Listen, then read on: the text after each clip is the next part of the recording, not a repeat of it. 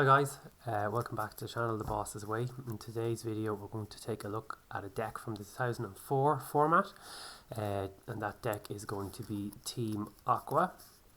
So, I've played around a nice bit with this deck, brought it to a 04 online tournament at the start of the year on TCG1, well, maybe just before the summer, and did okay-ish with it. I'd say it probably is possibly a tier 3 deck, but you can get some decent results with it when you can get status conditions to stick, and also it's pretty decent when you can get Mr. Brownies off, that we'll be seeing now, to tank people out and kind of run people down and kind of win by mill. Well, not by mill, but by deck out. So there's a few different ways it can take a win, but like that, it isn't as strong as its counterpart, Team Groudon, in the format, purely because Groudon does extra damage as its additional effect, based on current damage that's already on the defending Pokemon. Whereas for Kyogre to do the same, it relies on status conditions, and status conditions are easier to get around than damage that's already on the board. So to start off, we're going to have 4 Team Aqua Kyogres here.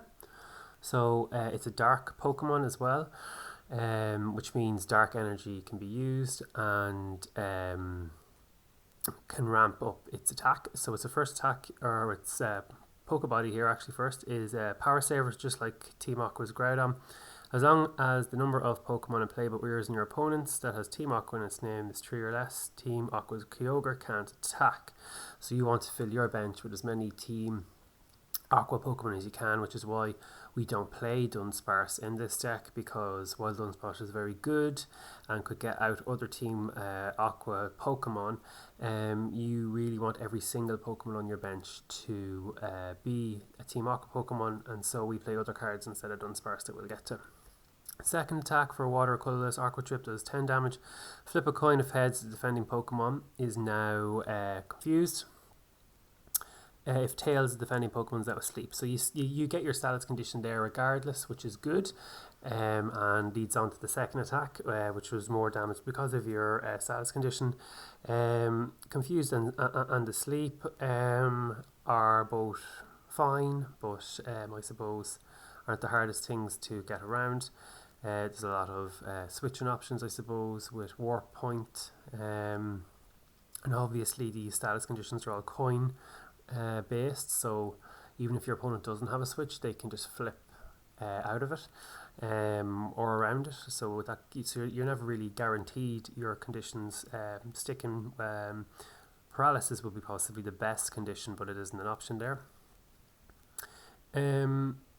Aqua Smash for 2 waters and a colourless does 50, and if the defending Pokemon has any special conditions, the attack does 20 more. So if there was a special condition on it, then it does 70, which is really good, and then if you get a dark on it, then you're up to 80, and for every dark it's an extra 10.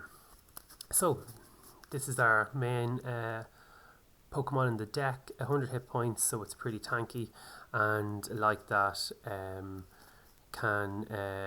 when you can get Desert Ruins and things like that out, it can help bring down bigger EX Pokemon that are 2 prizes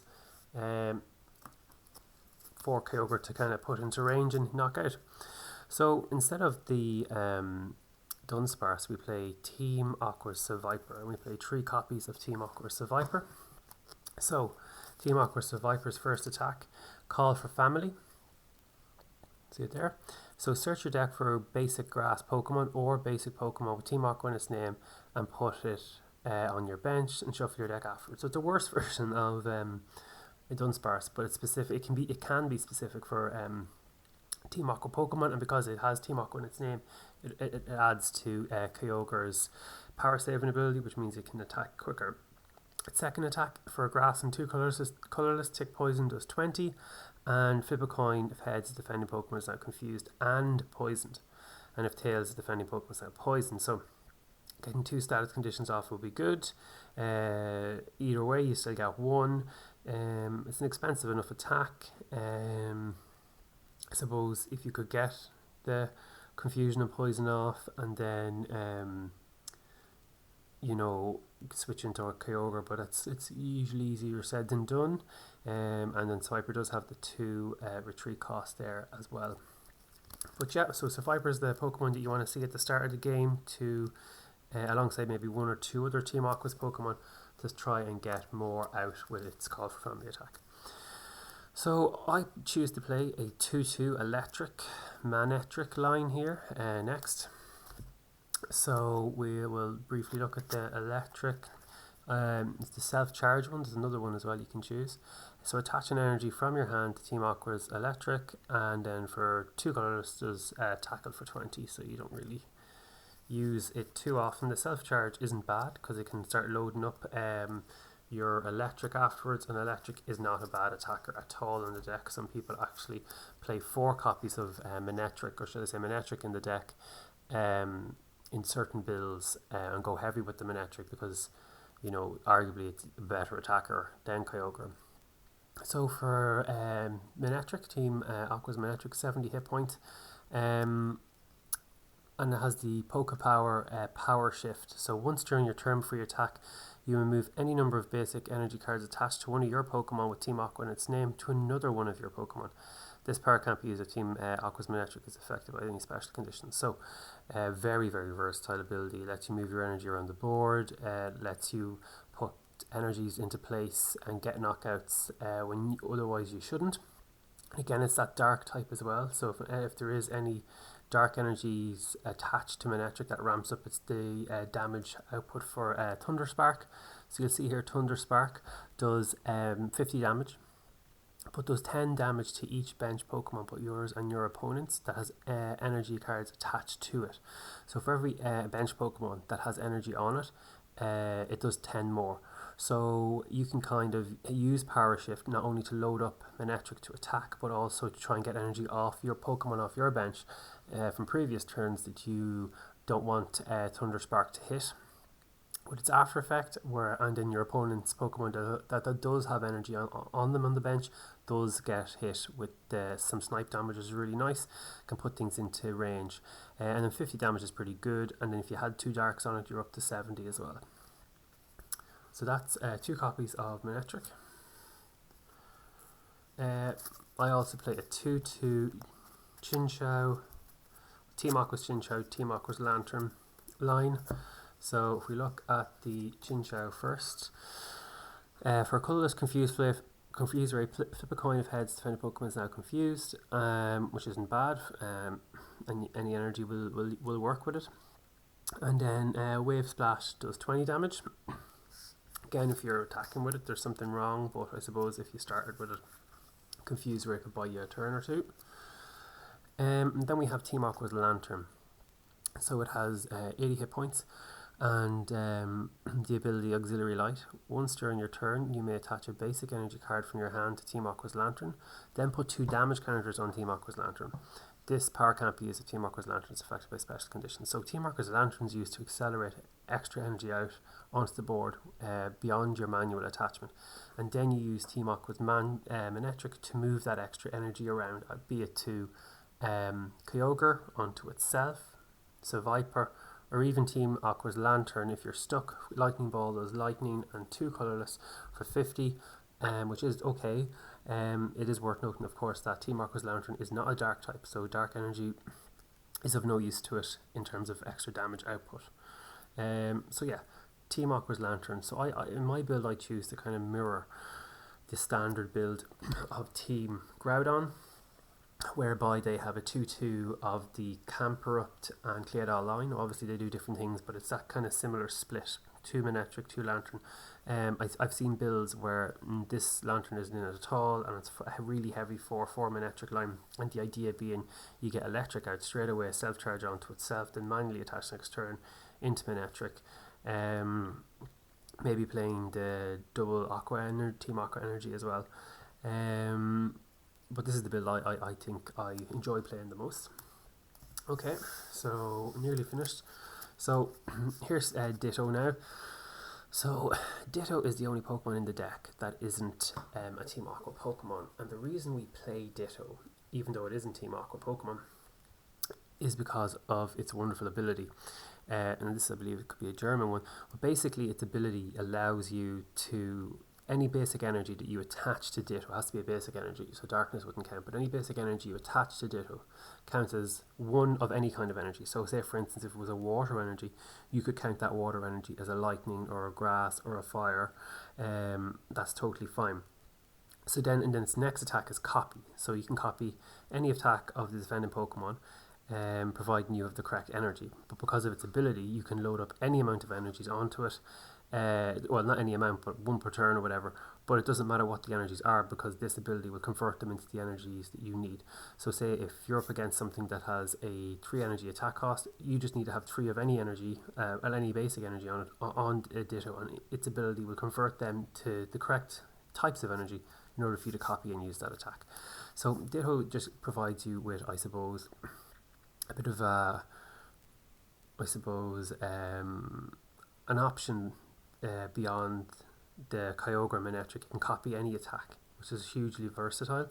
Now the only time you can backfire on you, I suppose, is if you start with Ditto. You don't really want to see that. Ditto is the kind of Pokemon you want to take out, you know, late game, to get like a big knockout out of nowhere and kind of take your opponent by surprise. And then Manectric can move energy onto it as well, and you can accelerate with Lantern. So you can get these kind of all of a sudden big knockouts with Ditto. I mean, if you bench it, it's pretty obvious what's coming, but still a really good card. So now we play 4 copies of Copycat, which is shuffle your hand into your deck and draw the same amount of cards as your opponent. So just a really great supporter card. We play 4 copies of Steven's Advice. So draw a number of cards up to the number of your opponent's Pokemon in play, but if you have 7 or more cards including Steven's Advice, you can't play this card. So you just have to make sure your hand is low enough before playing it, but it can get you huge hand sizes. I suppose the downside of it is then you getting punished next turn by your opponent playing Copycat and copying your big hand size themselves. Mr. Brownies Compassion is a really important card in this deck for picking up your Kyogres just before they get KO'd and making them last long and kind of running down your opponent's resources. Choose one of your Pokemon in play, excluding EX. Return that Pokemon all cards attached to it to your hand. So Mr. Brownies Compassion, we play 4 of those because that's super important for our Kyogres, to making them last as long as possible.